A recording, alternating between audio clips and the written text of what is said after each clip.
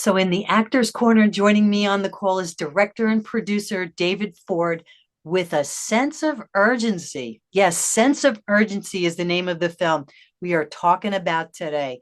And it's about a teenage girl that leaves home in search of her biological mother and the bus ride that changed her life and so many other people's lives. David, I love this film. It was like opening a book into a family's life. And what's the message of the sense of urgency? I think it tackles a little bit of atheism, that people can go through this life and think they don't need God or they don't want to believe in God. And that's the case with this young girl who is going to try to find her biological mother.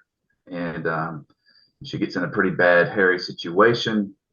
And so in a way her faith is tested, even though she claims to have no faith, she is tested. And other people may not have that encounter with a hijacking of a bus, but people getting pretty stiff, they say there's no atheists in foxholes and stuff like that. And of course I'm in the film, I play a bad And guy. how did God inspire you to direct and produce Sense of Urgency? A lot of it's what people think's happening, and I'm not trying to give any spoilers away, but yeah, that's kind of how it came all together. Yeah, and I love the twists and turns. I mean, I just by chance happened to watch this and was pretty amazing. I wasn't even when she got on that bus, I wasn't even expecting any of that to happen. I mean, you know how like you're watching a movie and you're like, oh yeah, that's probably gonna Yeah. happen.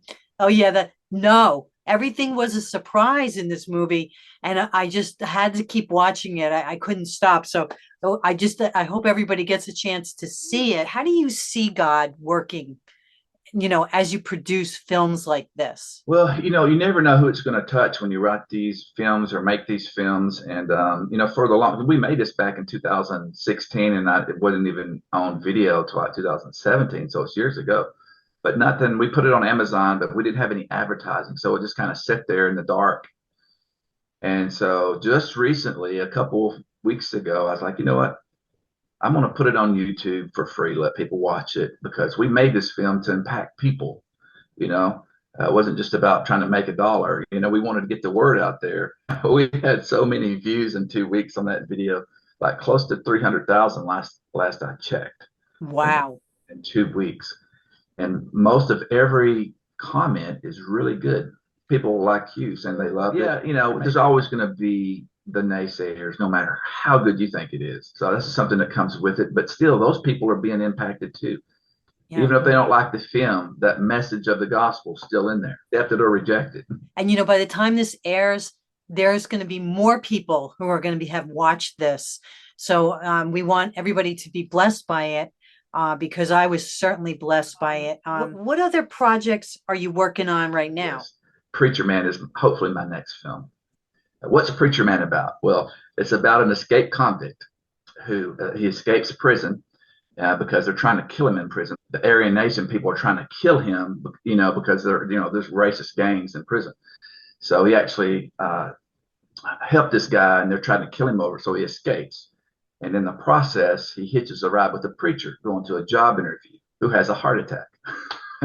And so he pretty much assumes his role, not necessarily like he gets caught in a situation where he just like, yeah, I'm him. It actually helps this small church that's being bullied off their land by rich land barons. Comedy, but it's drama. It's what I call a dramedy, and it has action, it has a love interest, but most importantly, it plants seeds of the gospel. So it's going to be, I believe, highly entertaining, once it's ever made.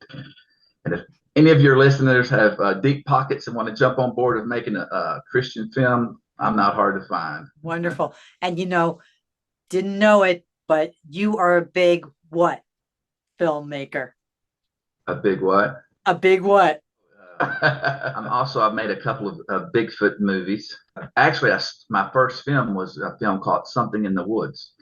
And it's basically about a family that lives in the remote woods. And it was loosely inspired by actual events, according to the story that I read.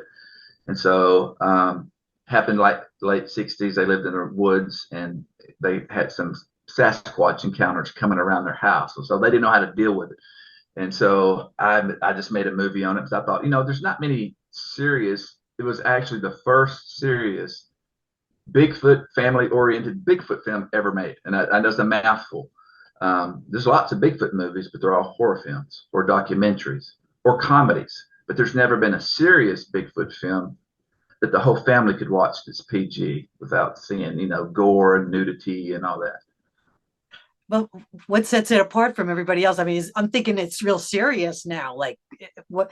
So how did you make it like realistic and people able to watch that? Well, I kind of just went by the story that I read, and I had to change a lot of things in it.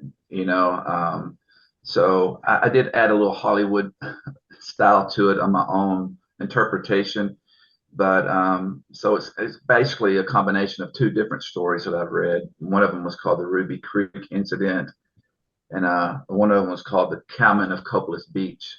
And they're both older stories, which happened to families that lived in the remote woods. So I kind of combined those, and so loosely inspired by, I guess, actual events, if you believe those stories. So, but ironically, that film turned out to be really good for an independent film. Um, it's it's been shown all across the United States at Bigfoot conferences. I don't know if you know that states have Bigfoot conferences. No, and my husband would love to know that. Oh yeah, Texas has two or three that go on every year. One of them's close to where I live, like 30 minutes. And speakers come. This is for the real serious Bigfoot enthusiasts. But they also have fun. They also have vendors set up, and they sell shirts and all kinds. I mean, it's a fun thing. But you also have cryptozoologist type speakers who come in and talk about evidence and all this kind of stuff. And so I show my movie at a lot of these places, and it's always received very well. Are you going to be making any more in the future? Well, I've made two Bigfoot films. The other one was called Man versus Bigfoot. It's also a PG film, but it has a little bit more action. It is not based on a true story. It is just something I came up with. But I did try to do a lot of the research into it.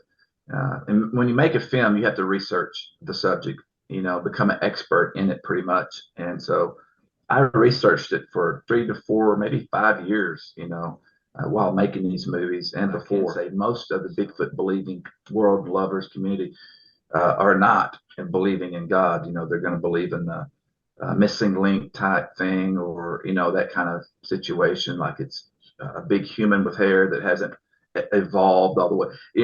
So a lot of them go that route, and I don't go that route. I was like, no, it's if this thing exists, and there's a lot of evidence that it does, anyways, that's a whole new can of worms. But they're flesh and blood, and God made them, so He's still God over them too. Everything that lives in this universe is from God. Just because we haven't discovered it yet doesn't mean it's not from God.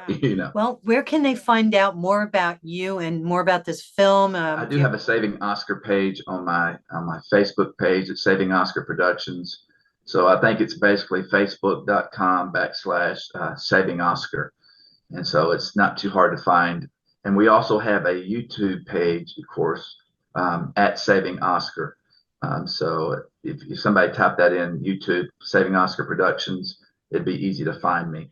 Well, I love that, that you include God in your messages, and that's why I have you on today. So thank you for joining me. And what would you like to leave the audience with today? Well, we're living in dark days when people, they don't have no identity.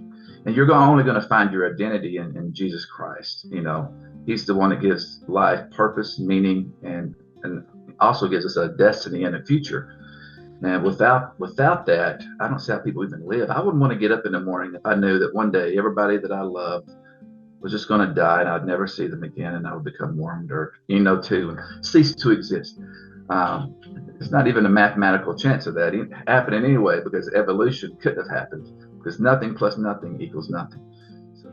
If this ministry has blessed your life, would you like, subscribe, and share this with others? We are here to fulfill the Great Commission. So be sure to come back next time for another episode of The Call with Nancy Sabato. You'll be blessed. Do you listen to the call of God? Because God speaks to you every day. Are you listening to the call? What sound is heard only by